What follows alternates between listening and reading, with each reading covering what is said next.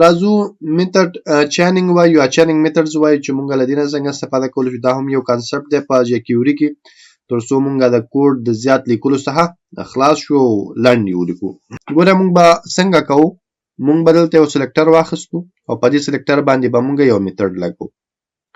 د دې مطلب څه دی؟ د دې مطلب داسې دی، مثال ګوره ما لیکلی دی چې مونږ سره یو دف دی او دې ته CSS ورکه، CSS کې کلر ورکه او کلر ریډ کا. دا په همدې دف باندې ما یو سټایل ولګو د CSS په واسطه. دا زما یو کار شو.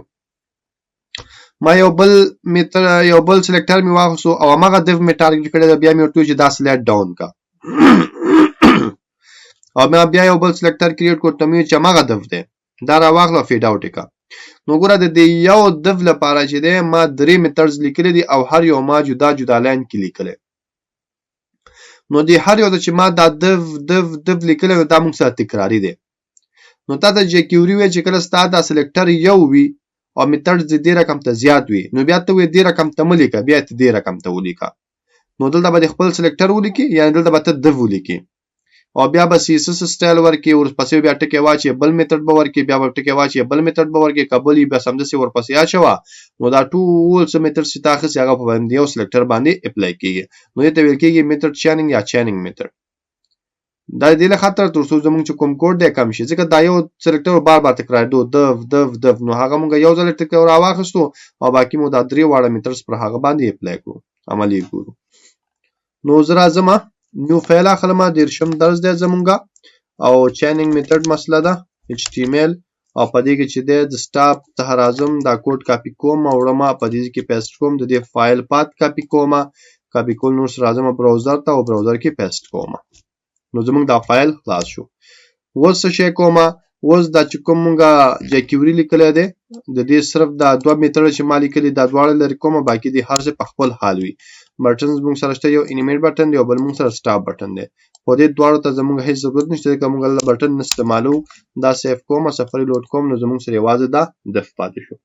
اوس دغه دف ته د غواړم څه وکړم، ما دې نه دا ریلیټیو هم ختموم په سټایل کې، د دې دا بیک ګراوند کلر هم ختموم، پیډینګ هم ختموم او دې نه دنه چې ما دا کوم لیکل کړي دا هم ختموم. صرف به دف پاتې شي او په دې دف کې به مونږ سره یو سټایل پاتې شي چې ویډ او هایډ، نو په دې باندې هم نشته. نو فل حال مونږ لا پته لګي چې دا مونږ سره یو دف دی. اوس زه غواړم د CSS په واسطه په دې باندې سټایل ولګوم. نو زه لیکم چې مونږ سره یو دف دی او دغه دف به راواخلي، په دې به څه وکړي، په دې به CSS ولګوي او CSS به څه وي، لیکم چې بیک ګراوند کلر به وي او بیک ګراوند کلر چې دی هغه به مونږ سره ریډ وي. نو که زه دا سیف کړم او دلته سفری لوډ کړم، تاسو ګوره زموږ چې کوم دی په هغه بیک ګراوند کلر ریډ ولګېدو.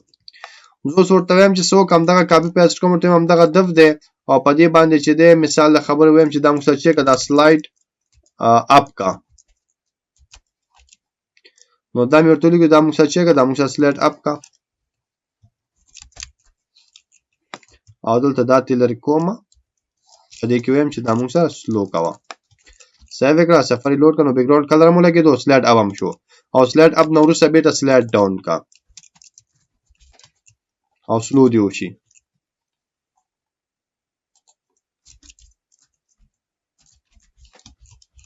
صفحه مې لوډ کړو، نو ګوره سلایډ اپ سلایډ ډاون.